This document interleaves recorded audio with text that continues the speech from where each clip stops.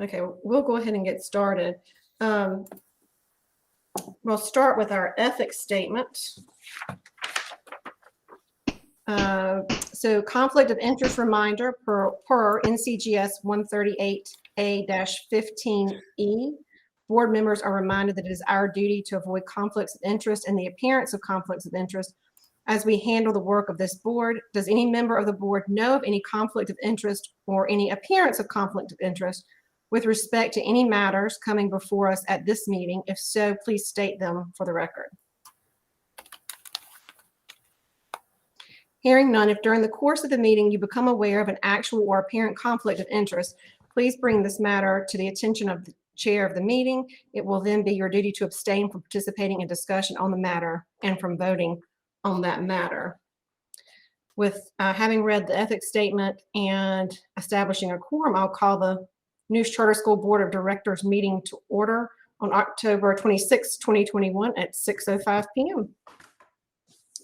We'll start with our, well, first, do we have any public comments, Brad? No, ma'am, but there is a slight delay. So if there's anybody who speaks up in the next minute or so, I'll butt in and let you know. Okay. For our minutes must be read either aloud silently or in advance of the meeting. And I believe we have two sets of meetings to vote on tonight. We'll get them pulled up.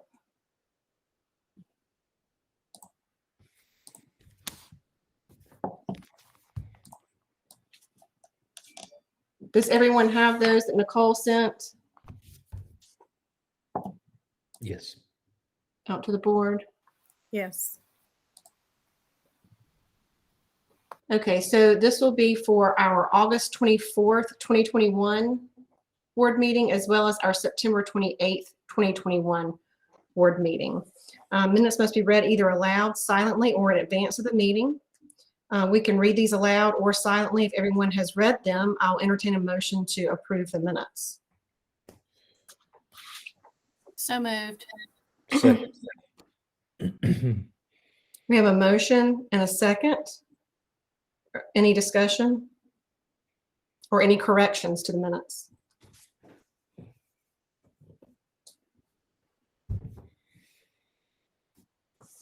Hearing none, we'll proceed to a vote. If you'll say A or nay when I call your name. Nicole Booker. Aye. Has Rodney joined us? Don't see him. Jason Gipe.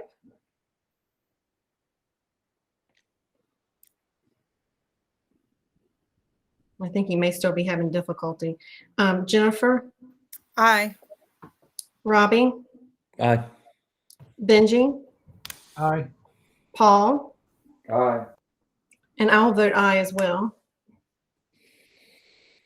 The motion carries, and the motion to approve the minutes is minutes are approved. Brad, do we have anyone? I know you said there was a delay. Any public comment? No, ma'am, you're good. Okay, we will move on next then to our superintendent report. And because I know, as you saw in the email, Dr. Blackwell has some important News Charter School events to attend tonight. So we'll allow her to move through her presentation, her report pretty quickly. If you will, hang on to your questions and not ask questions during the presentation to allow her to get through it. And then we can ask questions once she's done. That way, if need be and she needs to go, we can always table those questions until our November meeting. So Dr. Blackwell. Thank you. Let me share my screen. I've got just a couple of things to share with you before I jump into the academics. I just want to let you know that as of this evening, there is no update on a budget that may or may not have a hold harmless clause in it. I've been mentioning this the past couple of months and just updating you as information is available. And as of this evening, we still don't have any information. So I'll continue to watch it and continue to keep you updated. We did have our accreditation review. It concluded on October the 6th, and we had a very engaged panel of Cognia representatives who spend a lot of time with some families, staff, administration, board members, and we are looking forward to that report in the next 30 days. Next, I would like to play for you an introductory video from the Student Government Association. Hi, my name is Tommy Knowles. I have been a News Charter for 11 years, and I am the News Charter Student Body President. Here is my council. Hi, I'm Caleb Proctor. I've attended News Charter for 13 years, and I'm class 10. Hi, I'm Michelle. I've been sitting guys. I'm Sydney Browning. I'm the News Charter for this, and I'm the News Charter. First things first, I would like to announce the Fall Festival is coming up in just a few days. So my council is going to go through what will be at the Fall Festival.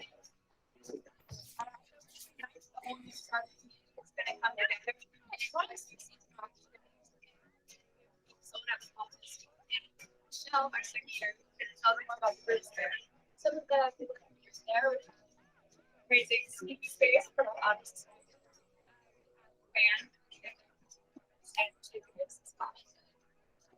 Also, the new student design food faces.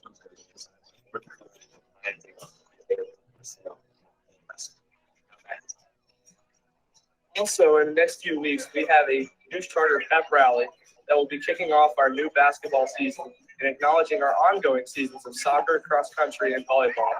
It'll be a great time on campus for all student athletes and every student on campus. We wish to see you there. Thank you very much.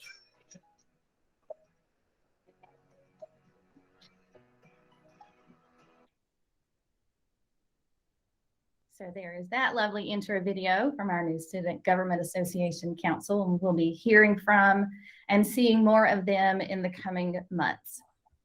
Now on to academics.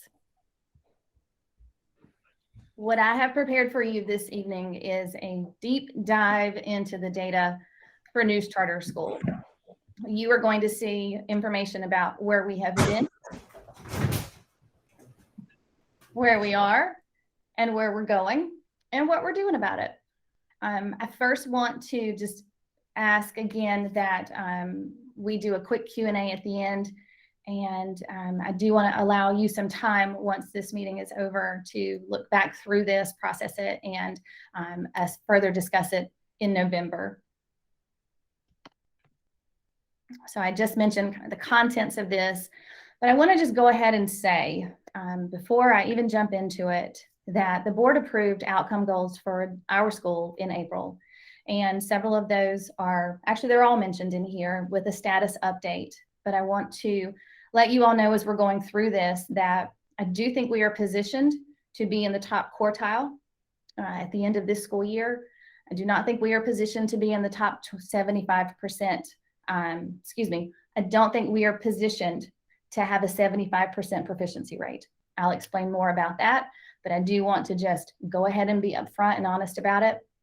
My hope is that this presentation will provide some clarity and transparency around the numbers and the progress that we are making. So this is the history since 2013. You can see that the school has held steady at a B until the 2018-2019 school year, where it did drop down to a C. In terms of the academic growth history, those numbers were exceeded in 2013, 2014, and again in 2014, 2015. They were met but not exceeded 2015, 2016. They dropped significantly from 2016 and 2017. They came back up in 2017, 2018, and again dropped significantly in 2018, 2019. I noted down here at the bottom that there is no 1920 data, as we all know, because of COVID-19 and the federal waiver to not administer end of the year assessments. So where are we? These are your EOG scores. Ms. Nowinski will talk about our beginning of the year map testing, and then I will speak briefly about the most recent U.S. News and World Report rankings that were released earlier this month.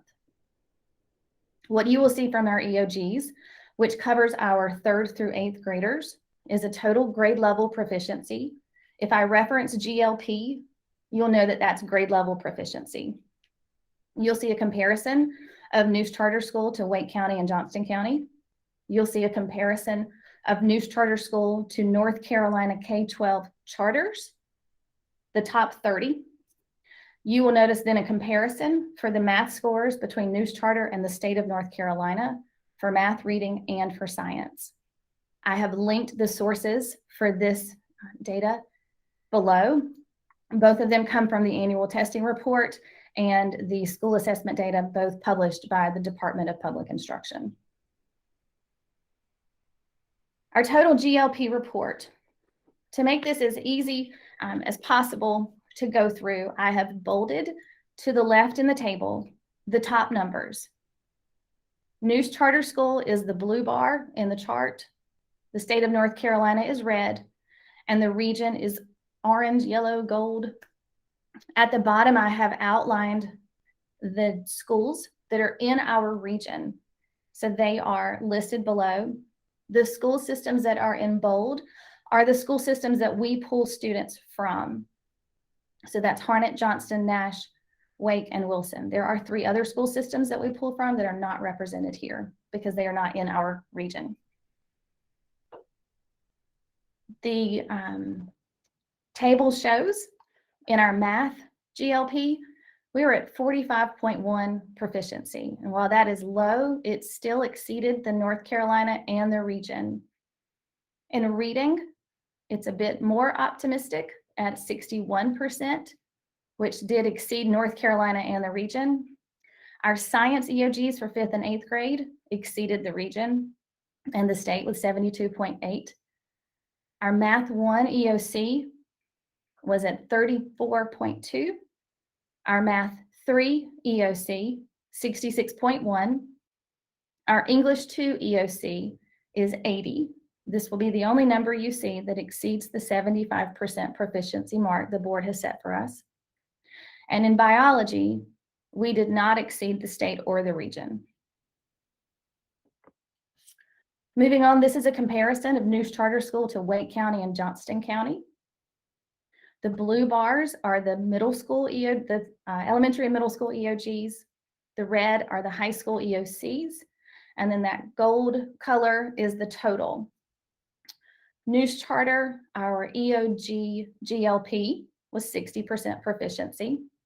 Our high school GLP was 56% proficiency, and then our total was 57%. We did beat Wake County and Johnston County in all of those numbers. It is important to note as well that the top ranked public school system in the state was Chapel Hill and Carrboro City Schools. They had a total GLP of 61%. And again, this graph is set at 75% because that is the mark in which you are asking us to meet. Moving on, you will see the top 30 North Carolina K-12 charter schools. There are 50 total. Neuse Charter landed at number 25. We are at the 50% mark. You will note down at the bottom the 75% mark for total GLP. Only 8 of those schools met that number. Here is the breakdown of those numbers from that chart so that you can see those a little bit more closely. The top 3 K-12 charter schools in the state were Pine Lake Prep. Their GLP was 83.3. Lake Norman Charter was 81.6. And the Community School of Davidson was 78.9. On the right in blue, you can see where we fell at 25th with a GLP of 57.1. Now, we are not just satisfied at 75%. We want to be the absolute best. And so this chart shows you where we land in comparison to the top 3 North Carolina K-12 charter schools. Neuse is blue, Lake Norman is red, Pine Lake is gold, and the Community School of Davidson is green. That 75 mark is there. Notice where we are, and notice where the top 3 charter schools are. Again, the breakdown of those numbers are here, so it's a little bit easier to see. But again, the reading, 61%. The Pine Lake Prep first place school was 83.1. Our math was 45.1. Theirs was 80.8. Our science was 72.8. Theirs is 93.7. Math 1 was 34.2. Theirs is 72.2. Math 3, we were at 66.1. They're at 86.9. Biology, 43.8, 80.7. And then in English, 80, English 2, excuse me, 80, and Pine Lake Prep was 87.6. I want to just highlight where those schools are because people watching may not be familiar with them. So Pine Lake Prep is in Mooresville near Charlotte. Community School of Davidson is in Davidson, and Lake Norman Charter is also in Charlotte. Moving on, this will show you the comparison between Neuse Charter School and the state of North Carolina for the 3rd through 8th grade math EOG. Notice the bar is set at 75, and notice where we land. We are in blue. At the top, the numbers are bolded to show which number is the highest. As you can see, we did not exceed the state in 3rd grade, nor in 8th grade, but we did in 4th, 5th, 6th, and 7th. It is important to note that the 27 that you see under 8th grade for Neuse is based on a standard deviation score that we were given by DPI when the numbers were calculated. However, any 8th grade student this past school year who was in 8th grade math, not math 1, none of them passed the EOG. That number really should be 0. It's important for me to be as clear and as transparent about this as possible for 2 reasons. One, because I want there to be a complete understanding of where we are as a school. And I want there to also be an understanding that the North Carolina score of 32.7 really is not 32.7, just like the rest of these numbers. They are all included in the standard deviation. So we are going to speak more about what we are doing in regards to this particular piece of information as I keep going. The reading numbers are much more optimistic. As I mentioned, we exceeded the state in all grade levels, and we did so pretty significantly. 3rd grade, 4th grade, 5th grade, 6th grade, 7th grade, and 8th grade all exceeded the North Carolina average. And we are closer here to the 75th percentile. This is the breakdown for science, 5th and 8th grade science. We exceeded the state in both of those areas. 5th grade significantly, 8th grade by just a couple of points. But again, you can see how close we are to that 75 mark. Moving on to high school. This is the breakdown for math 1 as compared to the state. Out of 75, we're at 34.2. For math 3, a bit more favorable for us at 66.1. Biology, we did not exceed the state. And in English 2, as I mentioned earlier, we not only exceeded the state, but we also were above that 75% proficiency. And then finally, the graduation rate for Neuse Charter School last year was 100%. All of our seniors graduated. The state average was 86.9%. Moving on, this is the U.S. News and World Report rankings. Again, this data is, these rankings are based off of 2018, 2019. So I just want to make sure we're understanding of that before I go into it, that what I'm sharing next is not actually where we are now. But because I know that this is a widely circulated set of rankings, it's important that I share this information with you. According to this report, we are in the top 56% for elementary schools and the top 14% for middle schools. Please note that these rankings are based on reading and math proficiency EOG scores. The high school rankings are a bit more detailed. You can see over to the right, the scorecard for our school is at 88.48 out of 100. And they got that score based on the number of students who took at least one AP exam, who passed at least one AP exam, and the graduation rate of 91% at the time. So we are in the top 8% in the state for high schools, in the top 11% for the national rankings. You'll notice here in this next one that it shows you that there are 686 schools, which is different than the top at 654, because this next one we were able to get the most up-to-date accurate data on. In 2018, 2019, there were 654 high schools. In North Carolina, there are now 686. So it's important to note that. This does land us in the top 10% for college readiness. Back to 2018, 2019 data, they have us in the top 10% for national charter high schools. And we are currently ranked 15th in the Raleigh metro area high schools. I've linked this report as well so that you can have this data to look through. And this is the methodology in which they base those rankings on. 30% was on the number of seniors who took and passed at least one AP exam.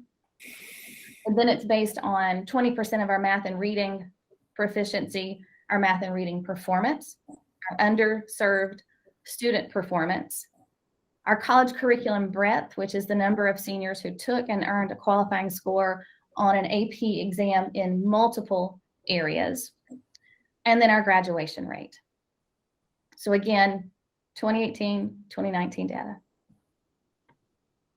At this time, I'm going to let Ms. Nowinski speak about the current state of things based on our beginning of the year MAP test administration. All right, good evening. This is our reading MAP data. It's consistent with what you've been hearing throughout Dr. Blackwell's presentation, that reading is a strong area for us. I do want to remind us that we have included 2020 and 2021 information here. We have questioned the validity of those scores based on the remote nature of our school year last year, but it still provides us with some important information, so we wanted to include it here. For 21-22, the numbers in boldface type show that we are above the national norm, kindergarten through 8th grade in reading. Now, within those clusters, we know that there are students who are struggling with their reading skills, and we are working hard every day to help support those students and get them where we need them to be. Moving on to math. Consistent again with what we have talked about so far. The boldface ones are above the national norm, and we have 3 areas, 2nd, 4th, and 6th grade math in red, that show that they are currently below the national norm for beginning of the year information. Now, looking at those numbers, it's pretty statistically insignificant. Those scores are very close to the national norm, so we're doing okay. However, this is not where we want to be, and we're not happy with okay. And so we're putting some strategies in place to minimize the risk of continuing on this trajectory for math. Also wanted to point out, if you notice 8th grade math, we have divided out into 2 different groups. So in 8th grade, there are students who are taking Math 1, and therefore they take the Math 1 EOC. And then we have 2/3 of 8th grade who take the 8th grade Math EOG. And when you're looking at their beginning of the year benchmark data, you can see that there is a significant difference between 8th grade math and the kids that are in 8th grade who will be taking the Math 1 EOC. And that's going to be important to remember as we move through the year and start talking about, end of grade course predictions for our test scores. Next, we're going to talk about what we're doing. We're really going to start to shift now into the qualitative piece of this presentation, where we will talk about the progress towards the board-approved outcome goals, our connections to the strategic plan, and our own campus initiatives with some examples. As I mentioned at the start, the board has asked that we are in the top quartile for the end of this school year. And in bold is just kind of a response to that after this school year, we do rank in the top 50%, as I mentioned on slide 8, and out of the 50 K-12 charter schools, only 8 of those achieved a GLP of 75% proficiency or more.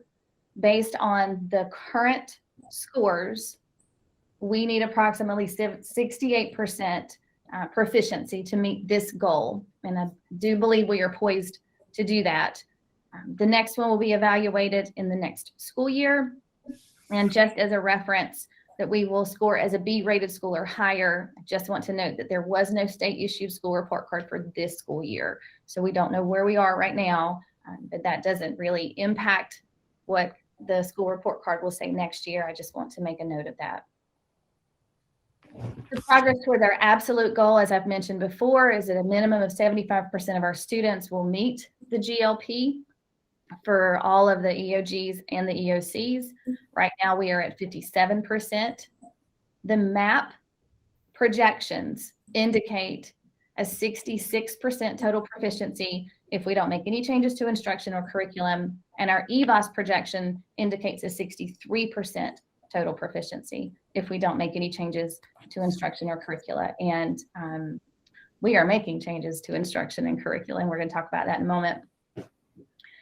There is no state-issued school report card, and we do not have a school growth standard right now as determined by EVOS. And then finally, our mission-specific goal.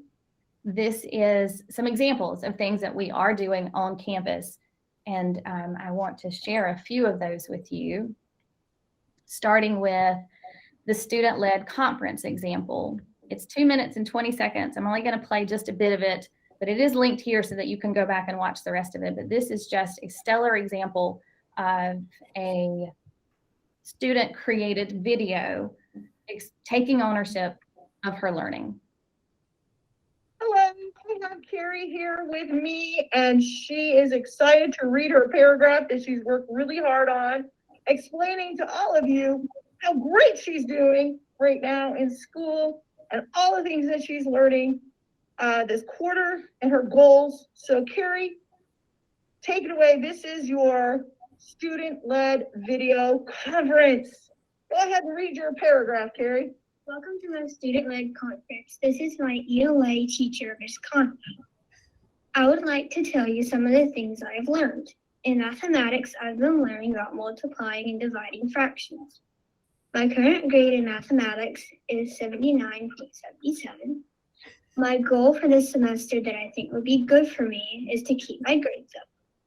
In science, it is so exciting to learn about intensive and extensive properties. My current grade in science is 92.72. My goal for this semester is that I think would be good for me is keeping up with my notes so I can do well on my tests. During ELA, I have been working on rhyme scheming so far. My current grade in ELA is 92.53. My next steps for my learning are to try hard and ask questions. So you can get just a piece of that. Whenever we talk about communication, there is a tremendous example, not only of what our students are doing, but also the support that they are receiving from their teachers. What better way to want to own your learning than to have a cheerleader like that? So we are super grateful for Ms. Conley. In terms of collaboration, I want to show this example. This is an example of a senior who was helping and supporting 6th grade students with some small group work during Power Hour. The next one is critical and creative thinker, and this is just a picture of an upper academy chemistry lab. When we talk about our goal-directed and resilient students, this is the StudentLed Conference reflection and goal-setting document that our students used. Again, all of this is linked here, so you can go back and look at it. An ethical and global citizen. This is a picture of one of our soccer players who was helping an opponent through a really difficult moment on the soccer field during a game. And then finally, this is a picture of adaptability and flexibility with our teacher cadets jumping in and helping some of our elementary students. So there are several examples linked here for you all to see, but these are evidence of our work towards our mission-specific goal. Okay, Ms. Nowinski. Okay, so what are we doing about it? In our strategic plan, we talk about raising the bar in K-12 education, meaning that we are accountable right now for what it is that we're doing. And so we are focused on high expectations with high levels of support, and we are committed to continuous improvement and actionable steps. The strategic plan is a wonderful document, but they are words on paper. And unless there are actions that happen behind it to make sure that we achieve those goals, it won't mean a whole lot. And so we created a document, it's called the Roadmap to Success, that's directly aligned to the strategic plan. I've highlighted it for you in 3 different colors. The items that are highlighted in green are things that we have already accomplished so far this school year. There's quite a few items that are highlighted in yellow. That means that we have started them. Most of them are going to be yellow for most of the school year because they are continuous processes that we are working on. And we do have a few that are highlighted in red, which means that we haven't started them yet. This is a year-long process, and so the ones highlighted in red will be addressed at some point throughout the school year and move to green, just like all of the rest of them.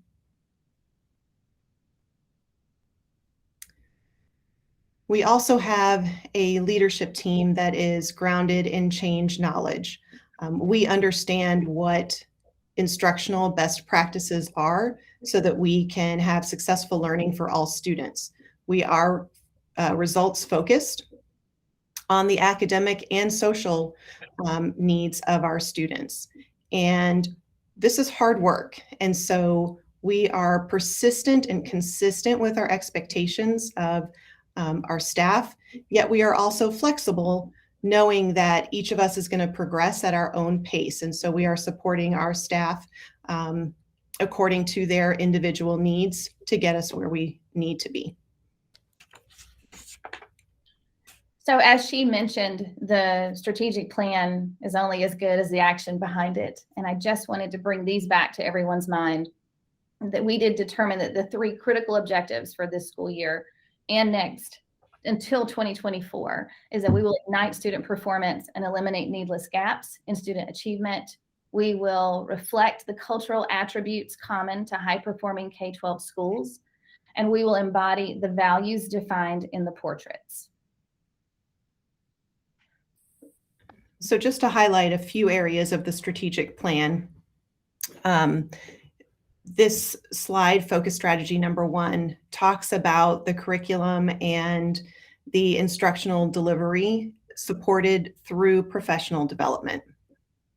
And so, down below, Wonders, Study Sync, Eureka Math, the curriculum that we're implementing this year, training for that has already occurred. That happened on August 3rd, 4th, and 27th. We have a strong focus this year on visible learning that has been mentioned by Dr. Carpenter. It's part of our strategic plan, and it's quickly becoming embedded language within the culture of our school. It's based on John Hattie's work and his team of researchers, and it's essentially a set of mind frames that are needed for success in the classroom. And so in June, the admin team completed a 4-week training on visible learning. We felt like it was really important for us as a team to understand and have a good knowledge of what these mind frames meant for us as leaders as we executed this throughout the school year. And we really wanted to make sure that we experienced something that we were asking our staff to do themselves. From there, Dr. Swartzlander created a course on Canvas that's required of all of our teachers to complete. We have 21 teachers so far who have completed the entire course. It's a 10 to 15 hour course, so it's pretty intensive. And for the rest, we are trying to be flexible, and those who have approached us that wanted an extension because they're feeling very overwhelmed, and that's okay. We have granted those extensions for the staff members who have approached us to do so. We also revisit visible learning throughout. Go back a second. Sorry. We revisit this language every week during our PLCs, and last week we did a specific visible learning training with our teachers during PLCs that received great feedback. We also know that our students are more than numbers and academics. That's why we created Portrait of a Cougar. And just like we've been saying, the characteristics that we have written down for a Portrait of a Cougar are merely words on paper. And so during the week of October 4th, Dr. Swartzlander facilitated a great conversation related to the Portrait of a Cougar that really attached the words of the characteristics to the behaviors that we want to see in a classroom. What does that look like? What does that feel like when students are exhibiting these characteristics in the learning environment? All right, now you can go. And just for reference, the professional learning community is more about our teachers getting together and spending time with each other. So that's spelled out on there for you, but we say PLCs a lot. We just have to remember that not everybody knows what that means. So that's what that means. Okay, thank you. PLCs, professional learning communities, are also focused on content. So at the beginning of the year, we did our MAP testing, and we took 2 full days in September to really dive into that data. Teachers spent time looking at the skills that we needed to improve on. They took time looking at individual students that needed additional support. They created small groups so that we could do small group interventions. And for the last 4 weeks, these intervention groups have been in place, kindergarten through 8th grade, throughout the week. So those targeted skills, after 4 weeks, we do progress monitoring. So what that means is the small group that has been working on this targeted skill receives an assessment to see how far they've come on that skill. And then based on that information, we determine if they are ready to move out of the group, if they need to stay in the group, if the whole group has met the mastery level for that skill. They don't need to focus on that skill anymore. We just move on to something else. So that has been happening over the last 4 weeks with Fidelity. Now, as we were having our PLCs, where we do a lot of discussion about individual students, it quickly became obvious that our 9th grade students were in need of some additional support. We had to remind ourselves that our 9th grade kids have really not been in school full time since the middle of 7th grade. And we also know that when you're in high school, there's a certain level of mastery you have to have in order to be successful throughout your high school career. So we are fortunate that we have IXL, and there's a benchmarking component to that program. And so we did that for 9th graders. And again, teachers looked at that data. They looked at the specific skills that students were struggling with in reading and math. We identified specific students that needed that additional support. And during Power Hour over the last 4 weeks, we have conducted small group intervention support instruction in the high school. It's really important to note that it's all hands on deck when it comes to ninth grade. Whether the teacher is a ninth grade teacher or not, all of our teachers are supporting our kids in this effort so that we can make sure that these targeted skills are addressed and that we can get our ninth graders where we need them to be. So super proud of the high school teachers. They've been open to feedback and flexible and trying to figure this all out, and they've done a great job supporting our kids and making sure that we're all hands on deck. Next one. All right, back to instruction. So you all approved the teacher performance rubric, and from there we trained our teachers on August 3rd and September 20th on this observation tool. In the first quarter, we did 18 spot observations. Spot observations are really 15 to 20 minutes in a classroom focused on domains 2 and 3 of the TPR, the teacher performance rubric. Domain 2 is focused on classroom instruction, and domain 3 is related to classroom culture. These observations were conducted and then followed by face-to-face feedback in a timely manner to those teachers. Now, we have a lot more than 18 teachers, but only 18 were observed using the tool in first quarter, and there's a specific reason for that. And I'll go back to that in a minute. I forgot. I want to mention what our average scores are at this point in time in those two domains. Right now, we are at an average of 1.67, and we're shooting for a 2.0 in domain 2, and we're at a 1.94 out of 2 for domain 3. That puts us at a high progressing level in both of those areas, and that's okay for now. In a culture of continuous improvement, we want to make sure that we are continuing to move forward in the areas that were identified when we had our feedback sessions. So we should see those scores individually and as a group go up as the year progresses. Again, those scores, though, are based on 18 observations. We have 20 teachers that we exempted from the evaluation process in the first quarter because they are implementing new curriculum. And that's an important task. And we were very intentional in saying we want those teachers focused on implementation, successful implementation over the first quarter. We didn't want the additional stress that teachers have when they know they're going to be observed by their administrator. So we really wanted to make sure they had the support for curriculum implementation without the worry of an observation using this evaluation tool. But second quarter, all teachers will be observed during a full lesson. We do have 5 beginning teachers who have to use the NESIS evaluation system because of state law, so they'll continue to use that tool. But every teacher, every quarter, is observed formally by an administrator, and we are observing them informally every day. The admin team has also met twice so far officially to calibrate scoring and consistency of language in our feedback when we're talking to teachers related to the TPR and visible learning. Now, all of this is really important, and y'all just watched that wonderful video of a 6th grade student-led conference.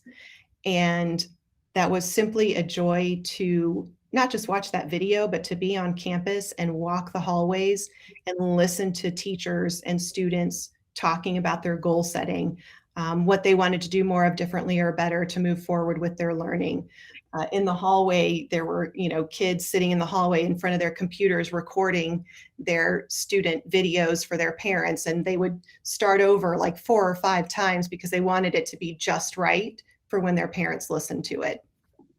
And those conversations were focused on learning and mastery, not just compliance. And so really developing that student agency and having students become responsible for their learning success. And these protocols and the procedure was developed by our teacher leadership team. And so as a whole, teachers really appreciated that, knowing that, fellow teachers helped come up with these protocols so that they could move forward with this goal that we have for ourselves. In addition to the videos, we have teachers who conducted conferences with parents for various reasons. And so you can see the numbers there across the grade levels of how many parents were involved in conferences above and beyond the videos that were recorded. This is a lot of information and a tremendous amount of work. And I hope that you see that every day we are working on instruction and content. We're intentional about the decisions that we make, making sure that they're aligned to our strategic plan. We differentiate our support for staff as much as we possibly can, just like we expect them to do for our students. And most important, we're building a culture of continuous improvement, knowing that all of us are learning and growing every single day in what we do in our classrooms. Thank you. So 2 things we are laser focused on: content and delivery. To conclude this, nothing matters more than those 2 things: what we teach and how well we teach it. And that is what drives everything that we do. And it's for every child, every day. So that is the conclusion of this really big presentation that we have been really excited to share with you all. The numbers are not pretty. We didn't sugarcoat them. They are what they are, but knowledge is half the power. I mean, half the battle. I believe that's G.I. Joe. Knowledge is half the battle.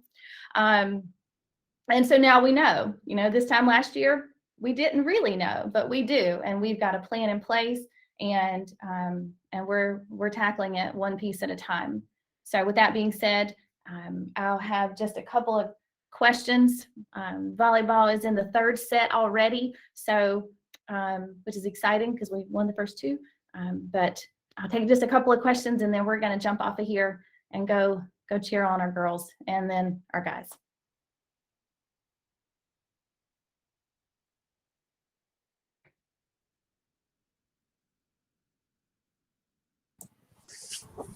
Any questions for Dr. Blackwell? I know that's a lot of information, but it was great information. Not a It was question. wonderful. Good job putting together the information. Thank you for sharing that with us and with the parents. Thank you. You're welcome. And Dr. Blackwell, it is a lot of information, and this is a question that I don't expect you to answer today, but it's a question that I have, and maybe we can reflect on it and maybe come back with an answer. But was the 75% proficiency goal a realistic goal or not? And how do we need to more realistically set our goals in the future? So again, no need to answer today, but in the future. Okay. Thank you.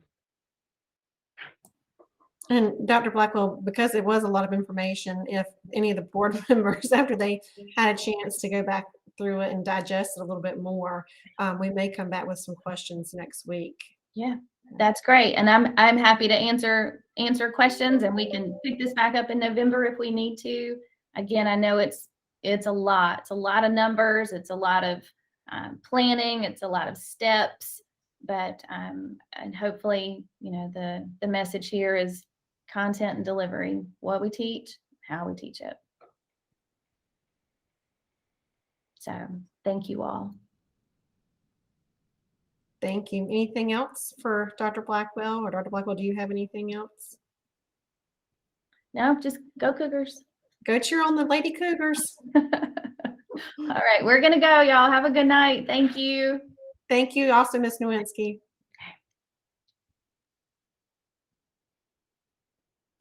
All right, and there's Jason. Yeah, can you hear me now? Yes, I can. Okay. Can you hear me now? Yes. Always fun on the car ride home sometimes. So sorry, guys. I understand. All right, so we'll go now to our correspondence from authorizer, or we're going to do our guest discourse with Dr. Carpenter. And I'll turn the floor over to Dr. Carpenter. Thank you, Madam Chair. I have put a link to a landing page where I've parked the handout in the chat room there. So in your new bylaws, I want to preface this, by the way, in the kind of work I do, as you would expect, I get to sit through a lot of presentations along the lines of the one that you just saw. That was one of the best, clearest, and well-explained presentations I have seen in a long time.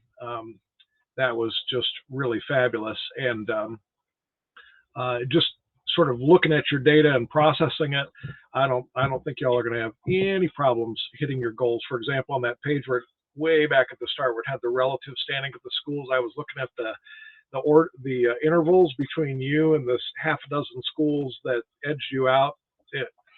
It was just a handful of points, which is of course one of the features of ordinal rating. So I think y'all are poised to do some good things, and I was also very delighted to hear the extent to which they latched on to John Hattie's visible learning training. That will serve you well.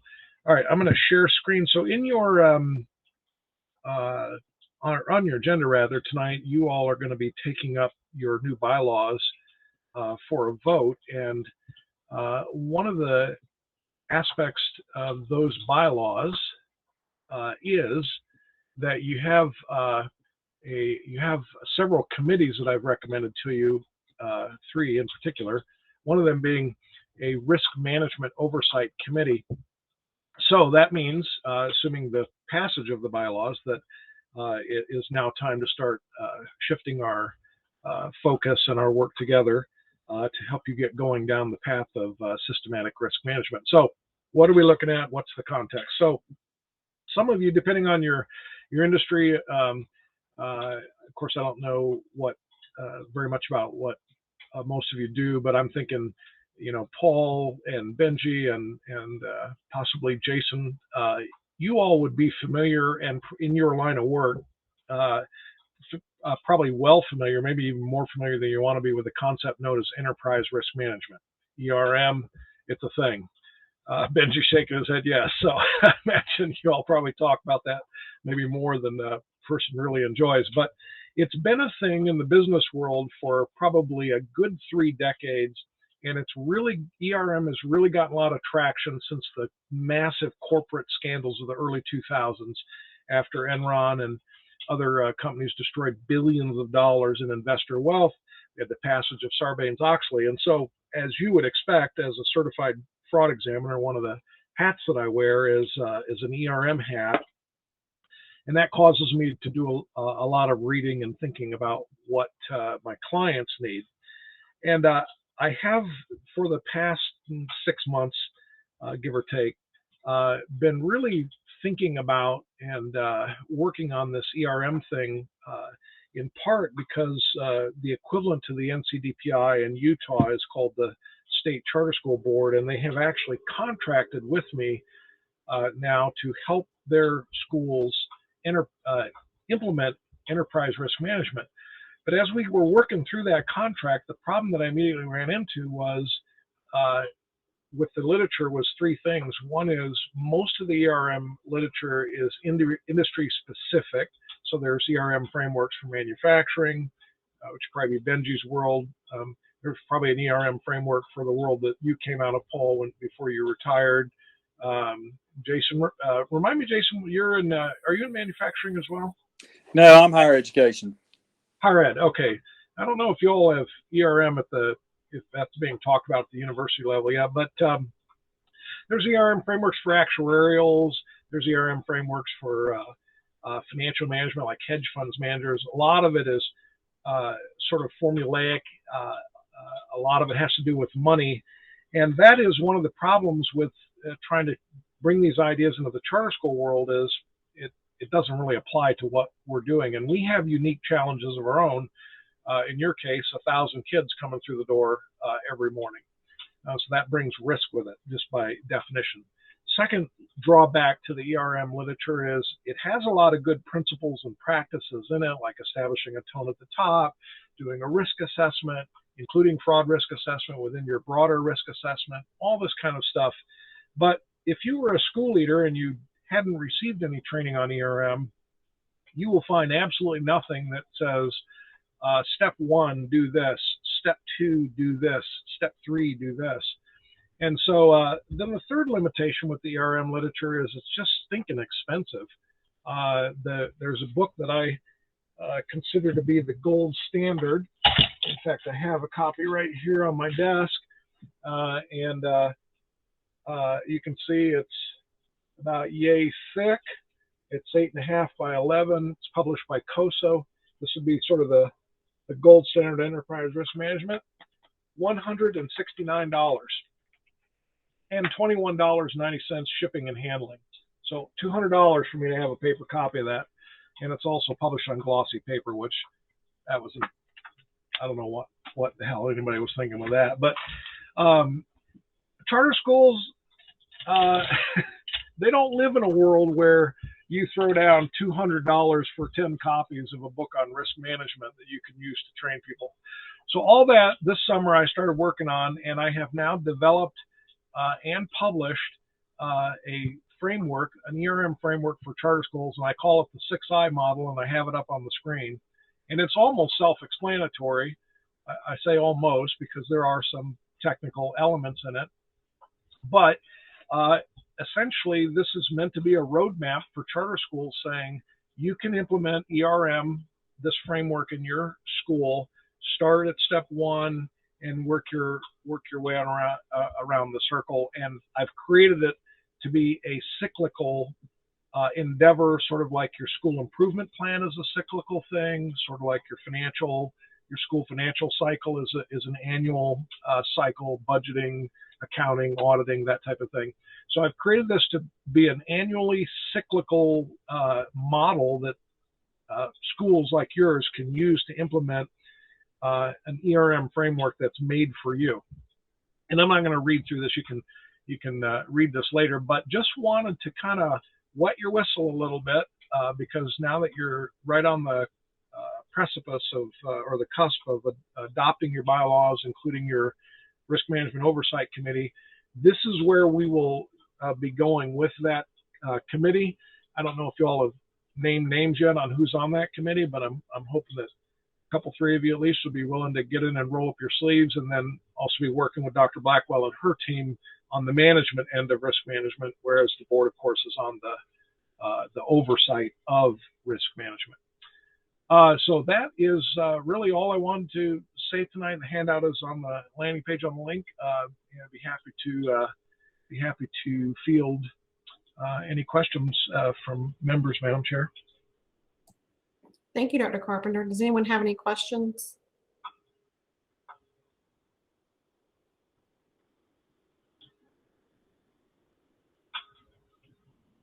All right. Thank you so much, Dr. Carpenter. Okay, we will move on now to our financial report. Benji, I will hand the floor over to you. All right, thank you. Our Finance Committee met back on October the 13th. We reviewed the September budget files as well as the cash account balance. We also discussed changes to the payment schedule from the local education agencies due to some new legislation, new laws that were passed. Also had some additional discussion focused on the current enrollment numbers as compared to last year's enrollment numbers, and also as compared to the enrollment expectations that we used to build the school year budget. For last month, as of the end of the month, 9/30/2021, our cash account balance total of 4 accounts was $1,996,729.16. And that is it for the Finance Committee report. Thank you so much, Benji. Anyone have any questions for Benji?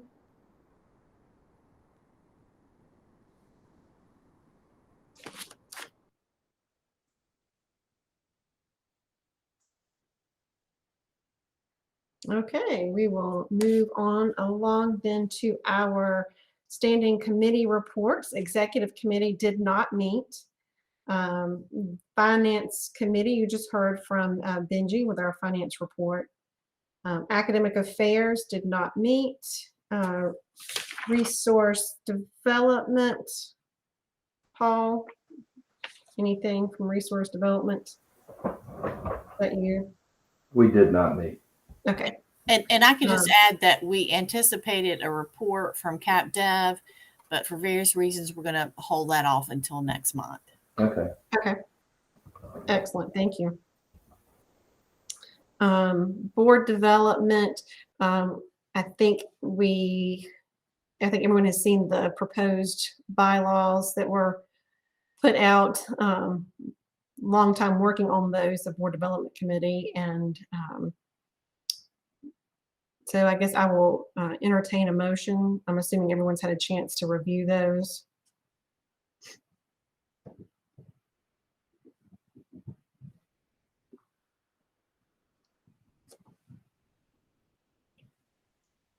I'll make a motion to approve the bylaws, the updated bylaws as written. We have a motion to approve the bylaws. Is there a second? I'll second. We have a motion and a second. Any discussion?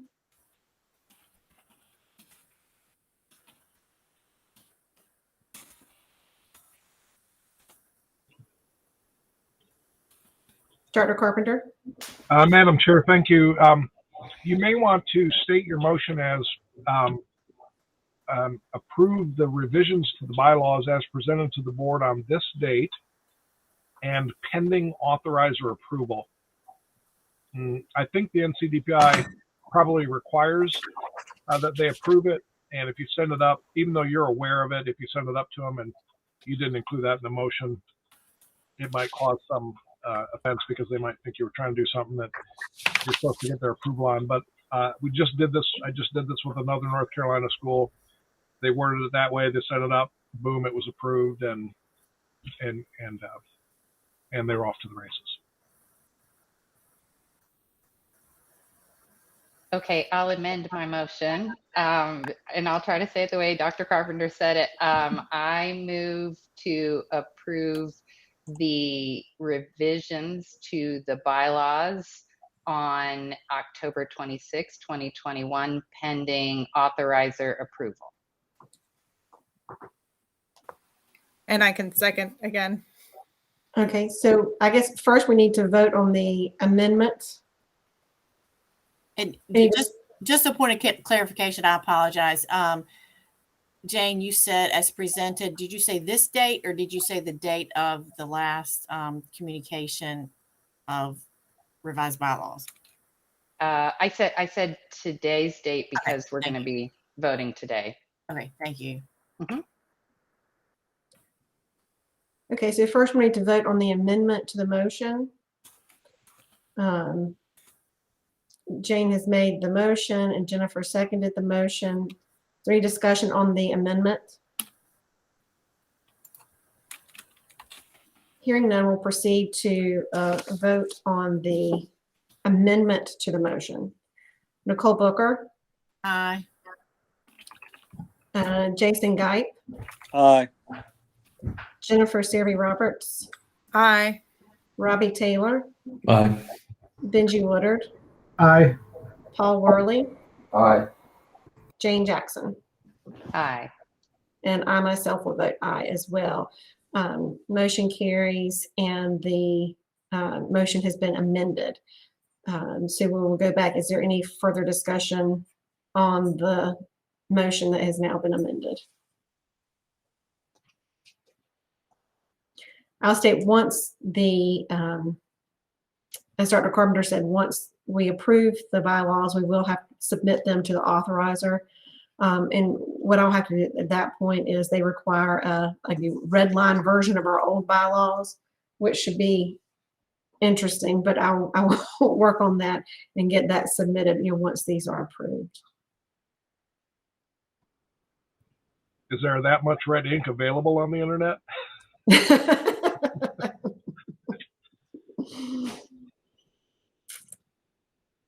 Okay, hearing no further discussion, we will proceed to a vote on the motion to approve the bylaws on October the 26th, 2021, pending authorizer approval. I'll begin with a roll call vote. Nicole Booker.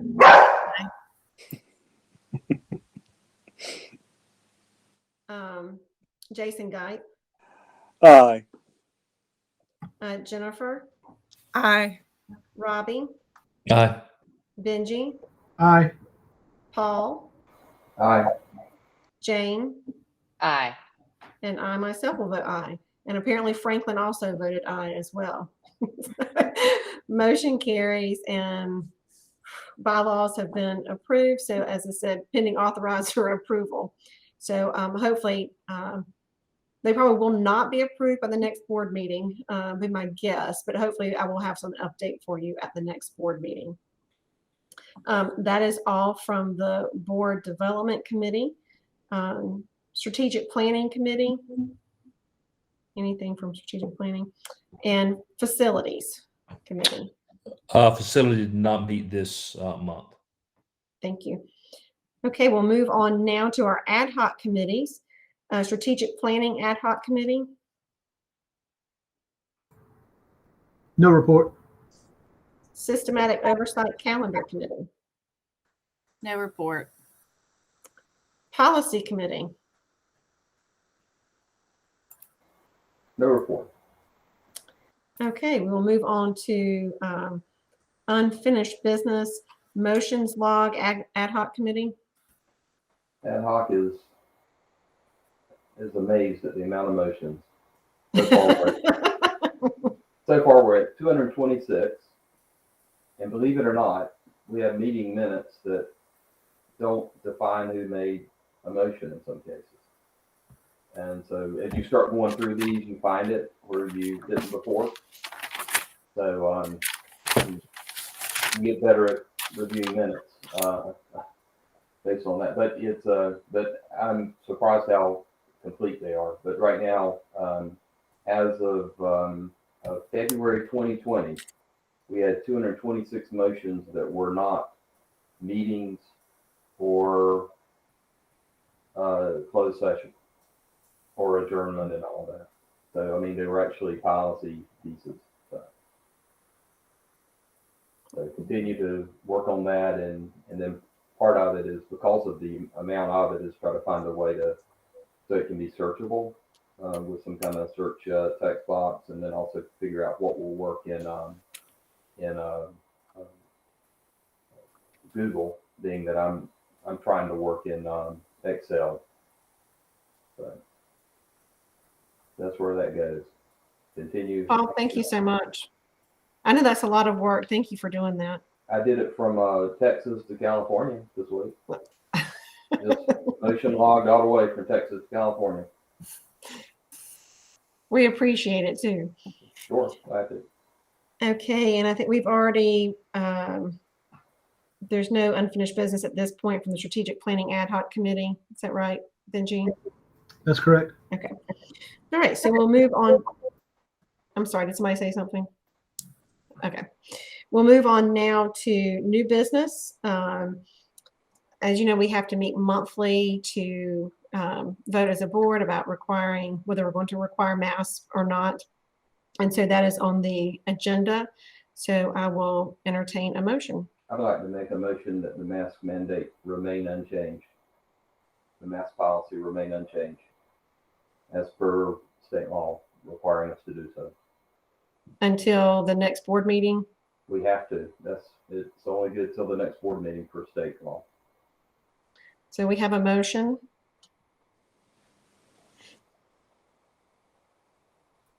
Second. We have a motion and a second. Any discussion? Hey, Robbie, you raised your hand. Go ahead. Yep. So Paul, you said per state law. Yes. What state law are you referencing?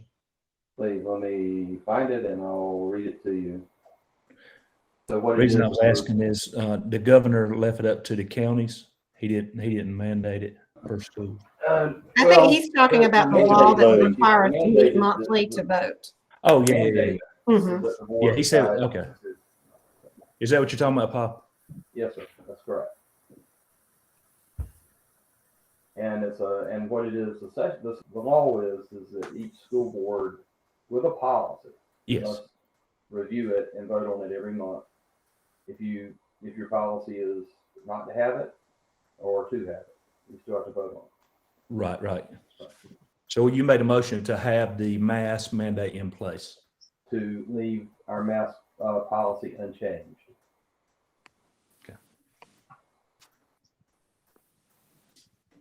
And I would just like to add to that. I was in preparation for this meeting tonight. I was just reviewing some things and looking at some of the most recent data. And I will note that the CDC, as of Sunday, the director, Dr. Rochelle Walensky, she was on various kind of a press circuit on Sunday, and she stated that the CDC recommends masks in schools, indoors, and she referenced several things that I think is important to point out.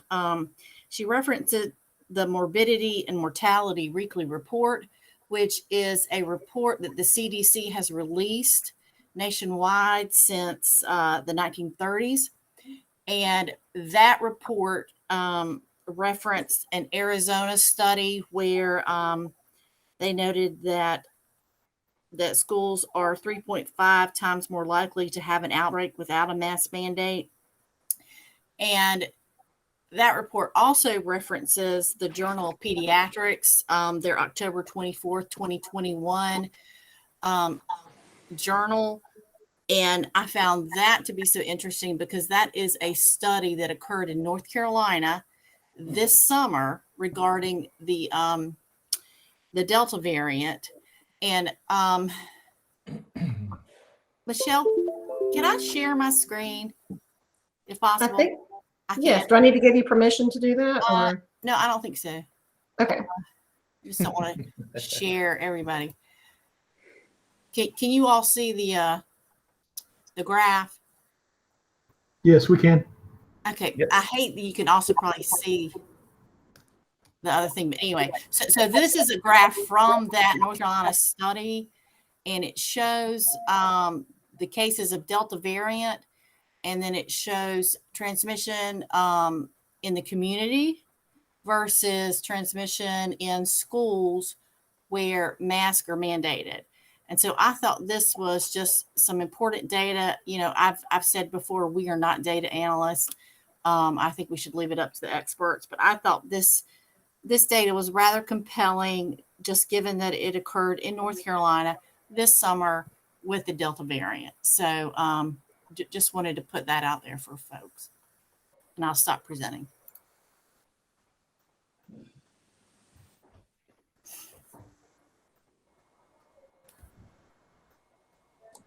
Thank you, Nicole. Anyone else have any comments, discussion? I think a good thing with your information that you gave, Nicole, is to reference that data was put in place when mask mandates were 100% in place, right? So Yes. Yeah. To point out that those were schools this summer. They were year-round schools who adhered to the mask mandate. Yes. Yeah. Yep.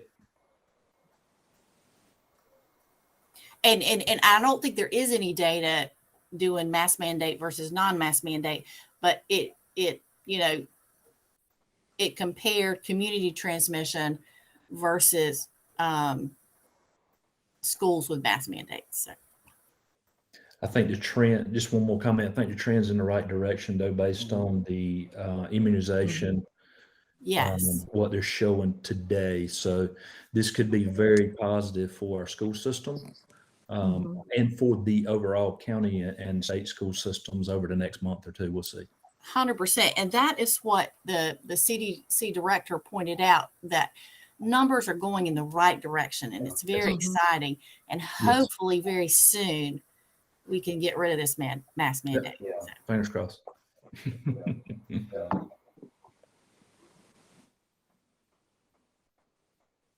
Okay, anyone else have any any more discussion?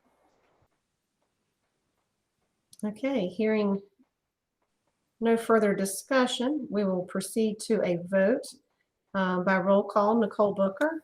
Aye. Jason Guype. Opposed. Jennifer, Aye. Robbie, Oppose. Benji, Opposed? Paul, Aye. Jane, Aye. and I myself will also vote aye. That's 5 ayes and 3 nays. Motion carries. And we will move on to our next item on the agenda under new business are our November and December board meetings. If you'll look at the calendar, our November board meeting would be currently set November the 23rd, which falls the week that the school is closed, everyone is out. And so considering moving that to possibly November the 30th. And then as well, also our December board meeting is scheduled for December the 28th and considering possibly moving that to December the 14th. So I'll entertain a motion. Just a question. What's the feeling? Is there any kind of feeling we're in a position to push the November meeting a little bit into December and have one meeting for November and December? Just Yes. if not, Well, but for me, it's just. We had talked about that, and as I had mentioned that to Jane as well, and we discussed that, but we were concerned because of the rule that requires us to vote on mass monthly. Okay, yeah, we better come in and vote on that. Yeah, okay. This is Jane. I think the intent is to have a regular meeting in November, like we normally do. And I know we usually don't have a December meeting. So I think the December meeting would literally just be a mask vote because we're required to. Okay, I'd like to make a motion to revise the meeting dates as per suggested of the vice chair. Second. Is it clarification, the November meeting date will be November what? 14. November 30 Thank you. and December 14.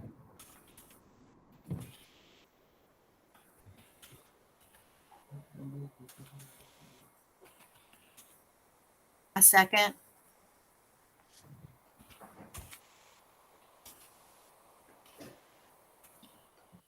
Oh, sorry. I was on mute and talking the entire time. Benji, did you already second the motion? Yes, ma'am, I did.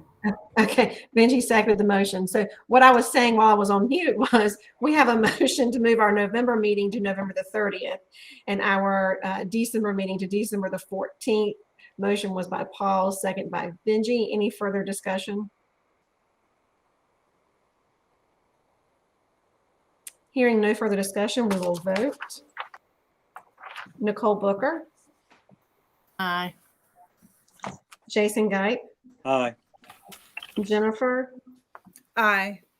Robbie, Aye. Benji, Aye. Paul, Aye. Jane, Aye.